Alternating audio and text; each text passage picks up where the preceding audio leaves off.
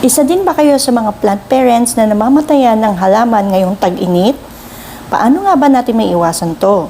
Yan po ang tatalakayin natin today, so don't change your channel.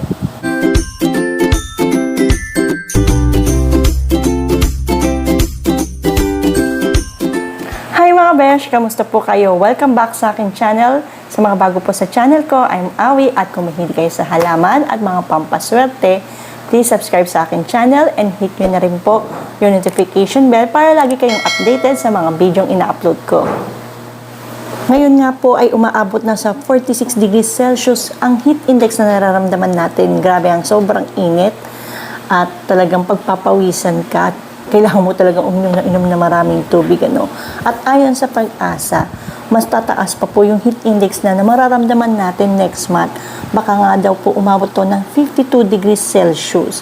Kung tayo nga ay nahihirapan na, nagrereklamo na, ano pa yung mga halaman natin hindi naman makapagsalita, di ba?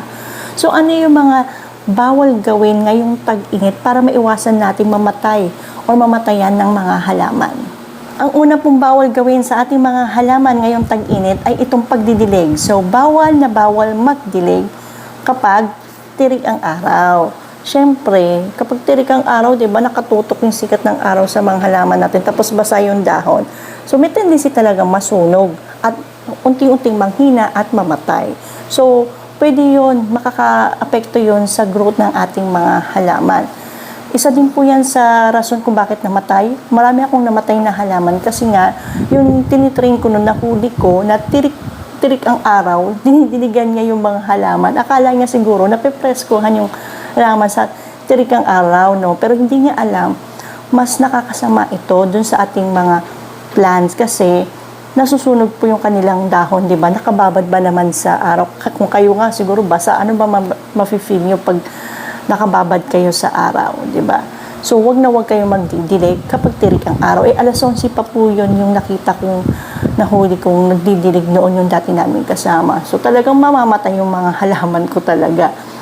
At the best po or oras ng pagdidilig natin, yan, before sunrise sa umaga. Siyempre, kung di natin maiwasan talaga magdilig sa umaga, kung kailangan ng halaman talaga natin ng dilig, yan, between 6 to 7 a.m. At least wala pang sikat ng araw, no? May time pa. Diba? May enough time pa para matuyo yung dahon nito, yung mga halaman natin diniligan. At sa hapon naman, syempre, wala na po yung sikat din ng araw between yung mga 4 p.m., pwede rin 5 p.m. onwards. At least, presko na, hindi na po mainit. Ang susunod na bawal gawin ngayong tag-init ay yung mag-propagate. Ito ay hindi naman po bawal talaga mag-propagate. Kung kailangan naman talagang i-propagate, sige. Pero may tamang oras po. So, hindi maganda mag-propagate kapag umaga or yung tirik ang araw, syempre. So, the best time ng pag-propagate natin ay sa afternoon, 4 p.m. onwards. Basta wala na pong sikat ng araw, medyo presko na. Syempre, kapag tayo ay nag-propagate, ayan ay stress. So, kailangan mag-recover ng mga halaman natin sa kanilang sugat at mag-recover din sila sa panibagong lupa nila. Syempre, mag-a-adjust po yun. Kaya, hindi rin po maganda talaga ng sobrang init. So, mas maganda hapon para mas mahaba pa po yung time nila mag-recover. Kasi minsan sabihin natin umaga, tapos magpo-propagate tayo, ilililim natin. Pero yung paligid po, diba, sabihin natin mga 7, tapos between 8 or 9, nandiyan na yung haring araw, tapos ang init na ng paligid natin. May tendency ma-stress yung halaman natin. So, mas maganda sa hapon. At least, mas mahaba, may enough time siya mag-heal. Ma-heal yung sugat niya at mag-recover siya dun sa panibagong soil niya, sa panibagong bahay niya. So, ang third natin na bawal gawin, syempre, kung meron tayong propagation na bawal mag-propagate, then may bawal din tayo mag-repot. So, yung mga halaman natin, syempre, kung hindi gusto naman natin silang ilipat sa bigger pot, ayan, hindi rin po maganda na umaga o tirik ang araw. Mas maganda sa hapon din, yan, mga 4 p.m. onwards pa rin. Katulad nga ng sabi ko, kahit sabihin natin stable na yung halaman natin, at papalitan natin ng panibagong soil, ililipat natin sila sa panibagong bahay nila, mas maganda sa hapon para hindi rin po sila ma-stress. Hindi po ibig sabihin na pag stable na yan, hindi mamamatay. So, depende rin kasi yan. Dapat kilalanin niyo po yung halaman niyo. At syempre, pag propagation, dapat nasa lilim din po. Huwag niyo papaarawan. Kahit kinabukasan, dapat po nasa lilim lang. Ang susunod na bawal gawin ngayong tag-init ay yung mag-fertilize o mag-apply ng fertilizer.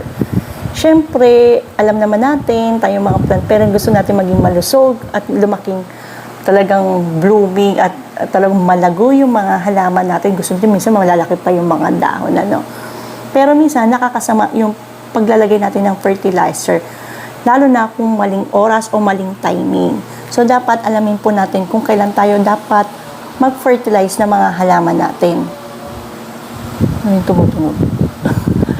Parang may nag-usod Ang oily pala ng mukha ko. Pasensya na po talagang pawisin. Hindi ako pwede maglagay ng baby powder kasi naghuhulas po yung aking baby powder dahil ako yung pawisin talaga. Sobra. Kaya namumula na nga ako. Puti nga nawala yung pagking pamula. Baka sabihin nyo, nag-blush on ako. Saan na nga pala tayo? Okay, sa fertilizer. Again, yung fertilizer, mainit po yan sa lupa. Kahit sabihin natin foliar fertilizer, ini-spray sa dahon, mainit po yan. So, kung mag-apply tayo ng sobrang init, stress yan sa halaman. So, no po yan. Mas maganda mag-apply po tayo ng fertilizer natin, mas maganda po sa hapon. Yung iba, mayroon talagang halaman na kailangan applyan ng fertilizer sa umaga. Pero mas maganda before sunrise.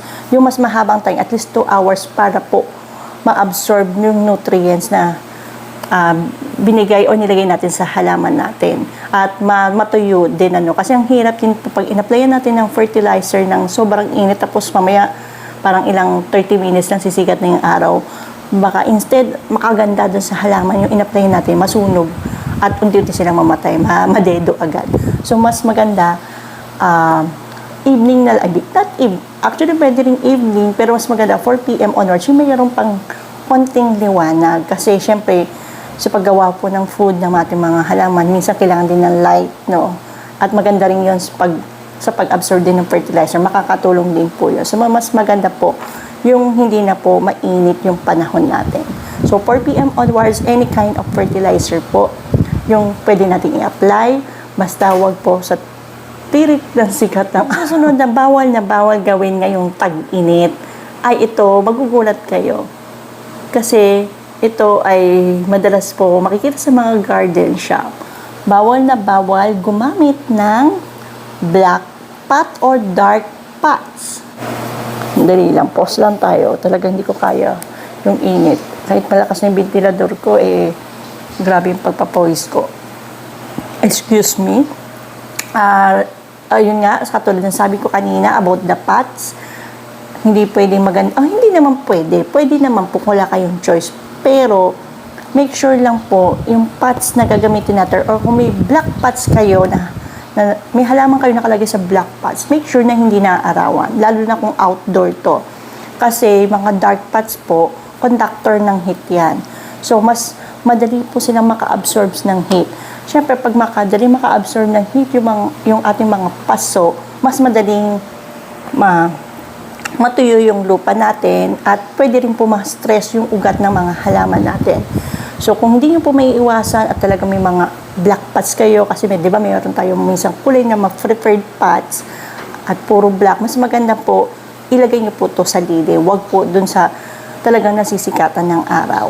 At kung gusto nyo naman po at hindi nyo maiwasan, wala kayong space at sa labas lang po talaga yung mga halaman nyo, mas maganda gumamit ng mga light colored pots, yan, mga puti, yung mga light green, basta wag yung mga dark na yung black, dark red, yan, iwas-iwasan nyo. At mas maganda rin pong gumamit kung mga clay pot, kasi porous yan, mas nakakahinga yung ating ugat ng mga halaman natin.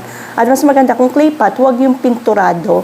Diba? Kasi yung iba may nabibili tayo mga painted na clay pot. Mas maganda yung natural color na clay pot po yung gagamitin natin sa mga halaman natin. Kayo mga besh, ano yung mga ginagawa nyo para maiwasan ma-stress ang inyong halaman ngayong tag-init? share nyo naman yung mga practice nyo dito sa comment section para mabasa namin. I hope nagustuhan nyo po itong topic natin ngayon at sana wag kayong magsawa sa pagsubaybay sa aking channel. Until next time mga besh, bye and stay safe and happy and healthy. Drink a lot of water, ha? Nakatapat para sa aking halaman. Dapat pa na hindi nakita tuloy yung magandang halaman kung pearl marks na yan, di ba?